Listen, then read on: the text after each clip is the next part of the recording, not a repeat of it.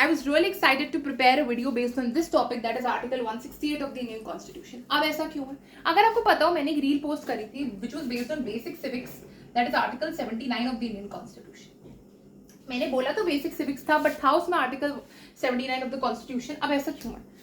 अब ये जो काम करता है ना, ये सेंट्रल लेवल पर काम करता है, ठीक है? जब मैं स्टेट लेवल पे बात करूँ ना, तो हमारे पास आ जाता है Article 168 of the Indian Constitution, right? अब ऐसा कैसे चलता है? ये सेम चीज बोलता है कि जैसे मैंने बोला था ना, हमारे पास इसमें लोकसभा, राज्यसभा और प्रेसिडेंट होना चाहिए, article 79 of the Indian constitution.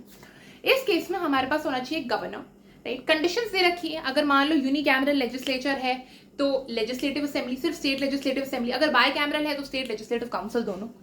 तो मैं इधर स्टेट लेजिस्लेटिव असेंबली नहीं लिखूंगी. लोग इसको ना बहुत गलत तरीके से लेते हैं. State legislature, state legislative assembly एक ही बात है, पर दोनों अलग बात है.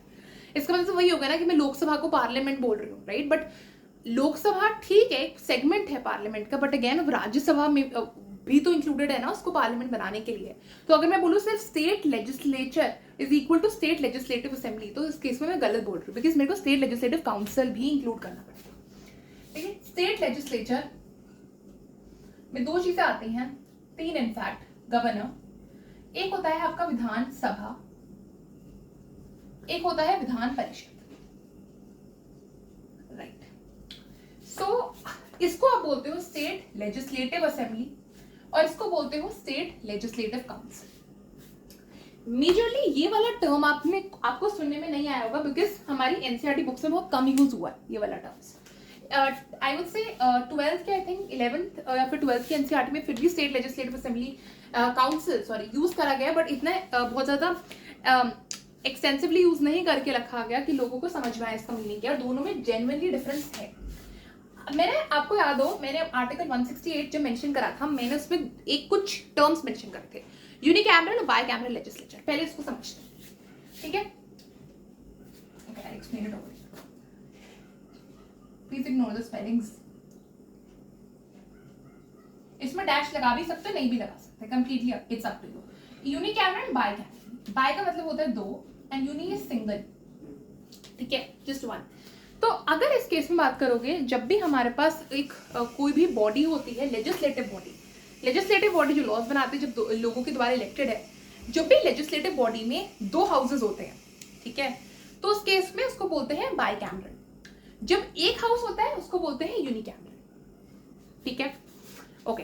तो जैसे हमारे इंडिया है, देखिए इंडिया की पार्लियामेंट है, पार्लियामेंट में you are going to see that we have Lok Sabha and Rajya Sabha, so it is bicameral. Okay. US के बारे में थोड़ा सा हम बात करते हैं. तो यूएस के बारे में they have house of representatives and they have senate, right? दो हाउसेस हैं. यूके के बारे में बात करें, house of representatives and house of Commons, again दो है. तो इस केस में ये जो कंट्रीज मैंने मेंशन करी, ये सिर्फ क्या चलती है, बायकैमरल पर चलती है, बायकैमरल लेजिस्लेचर. लेकिन जनरली होती है ऐसी कंट्रीज यूनिकैमरल में होती है. इसके बारे में थोड़ा सा रिसर्च करके मेरे को कमेंट सेक्शन में बताना. इन द सेम वे ये स्टेट लेवल पर भी सेम चीज काम करती है, ठीक है? अगर मैं बात करूं, हमारे पास केरला है या फिर पंजाब है या फिर मध्य प्रदेश है, वहां पर स्टेट लेजिस्लेटिव असेंबली होती है ना. अगर मैं स्टेट ऑफ यूपी बोलूं, स्टेट ऑफ यूपी में हमारे पास स्टेट लेजिस्लेटिव असेंबली भी है ना, स्टेट लेजिस्लेटिव काउंसिल भी है. लेकिन मैं केरला के बारे में बात करूं तो हमारे पास सिर्फ स्टेट लेजिस्लेटिव असेंबली है. अब ऐसा क्यों है? ये बायकैमरल है और ये यूनिकैमरल है. अब ऐसा क्यों है? अब बायकैमरल यूनिकैमरल के बहुत सारे रीजंस हो सकते हैं. पहला तो ये तुम्हारा हो सकता है पॉपुलेशन की वजह से. यूपी में सबसे ज्यादा पॉपुलेशन कॉन्सेंट्रेटेड इंडिया की, ऑफ कोर्स नीड थी कि ज्यादा रिप्रेजेंट करे लोगों को. केरला में कम पॉपुलेशन है, राइट? तो इस केस में एक ही हाउस है, लोगों को रिप्रेजेंट करने के लिए काफी है, ठीक है? जब ये तो हो गए इसके primary reasons, but of course जब तुम्हारे पास दो हाउस आ जाते हैं तो थोड़ा सा ऐसा नहीं होता कि स्टेट लेजिस्लेटिव असेंबली पूरी कंट्रोल में आ जाती है और फिर स्टेट लेजिस्लेटिव काउंसिल को कोई मौका नहीं मिलता. मौका मिलता है उसको भी, तो इतना ही होता है कि स्टेट लेजिस्लेटिव असेंबली की डोमिनेंस बढ़ती. जैसे होता है ना, हमारे पास लोकसभा है, लोकसभा अगर सिर्फ पार्लियामेंट होती तो लोकसभा का डोमिनेंस बढ़ जाता है, लेकिन हमारे पास राज्यसभा भी उसको बैलेंस आउट करने के लिए, राइट? ये सेकेंडरी रीजन है, but again the primary reason for this is because of population. Okay. Now the next thing that we have, remember the Hindi names also. Vidhan Sabha and Vidhan Parishad बहुत इंपॉर्टेंट है, हिंदी में लोगों को समझ में नहीं आता, ठीक है?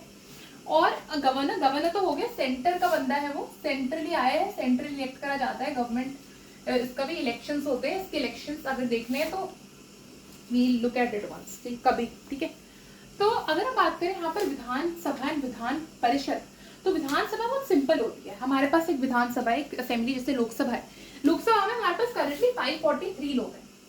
545 मैक्सिमम होते हैं, 552 इनफैक्ट मैक्सिमम कैपेसिटी है, बट 545 होती थी maximum. But the thing is कि एंग्लो इंडियंस की जो पॉपुलेशन है कम रहेगी, तो उसका रिप्रेजेंटेशन हमने हटा दिया, तो 543 है, विच इज लोकसभा के पास। अब कुछ हमारे पास नंबर विधानसभा स्टेट लेजिस्लेटिव असेंबली के पास भी होगा, और ये नंबर अगेन डिपेंड करता रहता है, 100 हो, 200 हो, 240 हो, 153 हो, एक्सेट्रा एक्सेट्रा, बहुत डिपेंड करता है पॉपुलेशन कितनी है, कितना रिप्रेजेंटेशन मिल रहा है एंड तो कोई फिक्स नंबर नहीं होता इसका। फिर भी आप बोल सकते हो कि थोड़ा सा फिक्स नंबर हो जाता है विधान परिषद। बिकॉज जब हम बोलते हैं ना विधान परिषद में कितने लोग होने चाहिए, वहां पर चीजें बोल के रखी हुई कॉन्स्टिट्यूशन में कि विधान परिषद में तुम्हारे मिनिमम जो लोग होने चाहिए वो 40 मेंबर्स तो होने ही चाहिए विधान परिषद में, और कोशिश करके चलो कि 1/3 हो पॉपुलेशन स्टेट लेजिस्लेटिव असेंबली में, विधान परिषद में।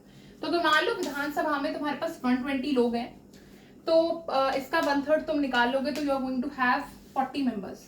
हाँ, तो 40 मेंबर्स होने ही चाहिए तुम्हारे पास स्टेट लेजिस्लेटिव असेंबली में, ठीक है।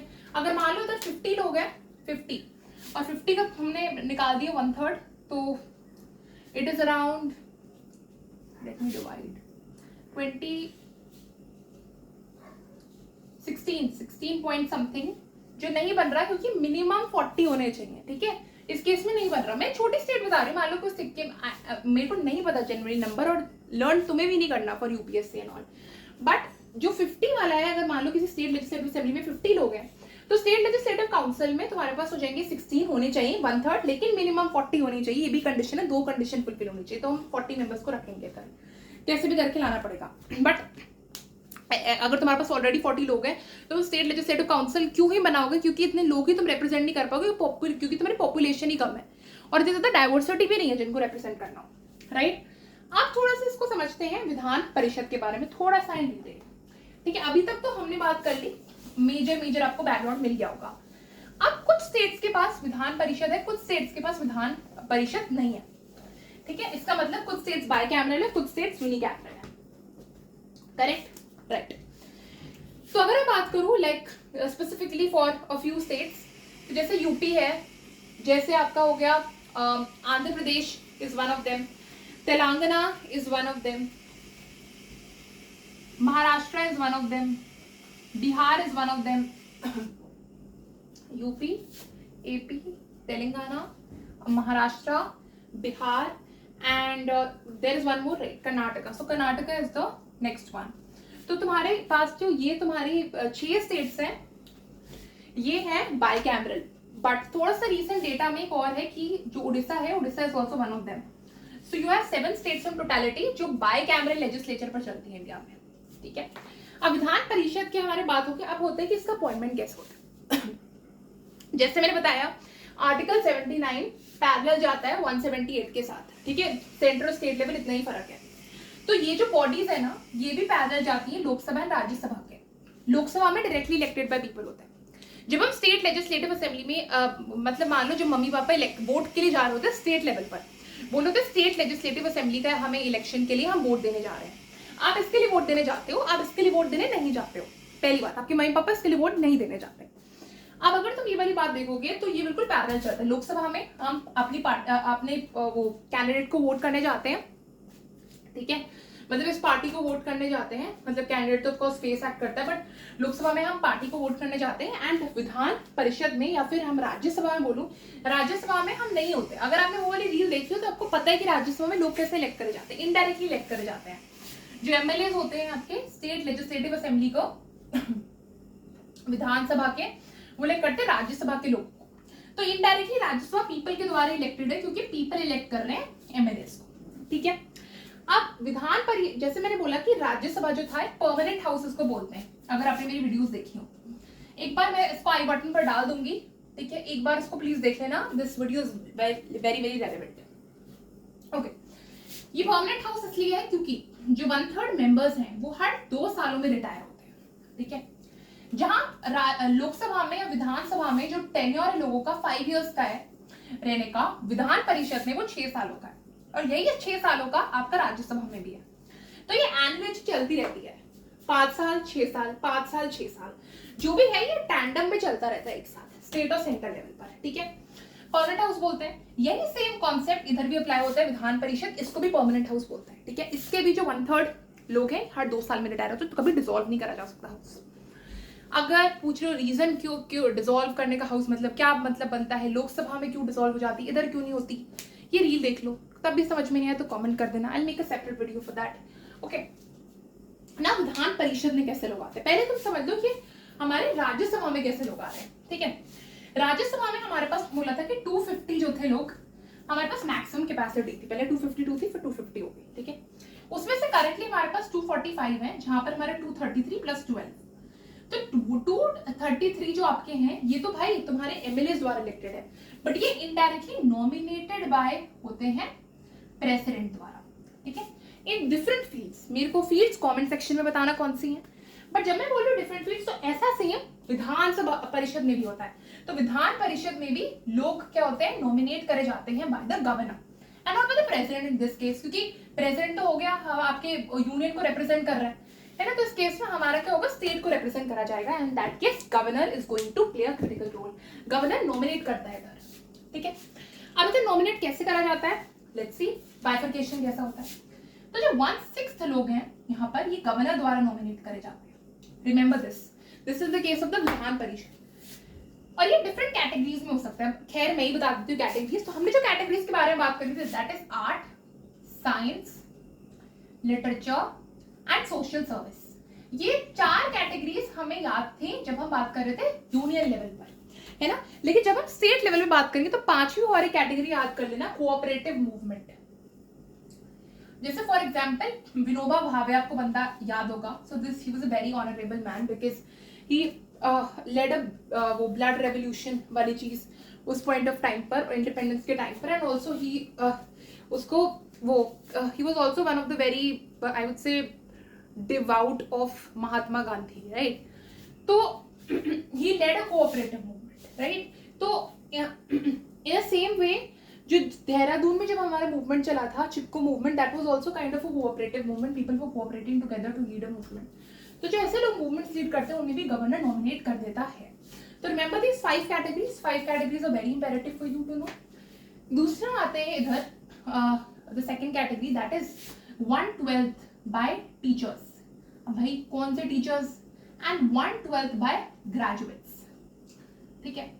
ये टीचर्स होते हैं, गवर्नमेंट वाली डिग्री होती है इनके पास, 3 साल से गवर्नमेंट में पढ़ा रहे होते हैं, बहुत एक्सपीरियंस्ड होते हैं, वो बहुत एक्सपीरियंस होता है, और बहुत आई वुड से बहुत एक्सेप्शनल कैरेक्टर के होते हैं। इनफैक्ट ग्रेजुएट्स भी बहुत एक्सेप्शनल कैरेक्टर के होते हैं, they are innovative, they are producing something to the country, because every graduate country का हमारा है।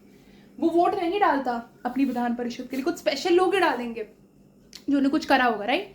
These are graduates. 3 ईयर वाली डिग्री मिनिमम बार लगाया हुआ है कि जो 3 ईयर वाली डिग्री है, तो वो वाले जो ग्रेजुएट्स हैं they can actually cast their vote for this, right, और कैन बी नॉमिनेटेड, ठीक है, कास्टिंग देयर वोट, फाइन। दूसरा हमारे पास नेक्स्ट आता है, that is 1/3 by local bodies.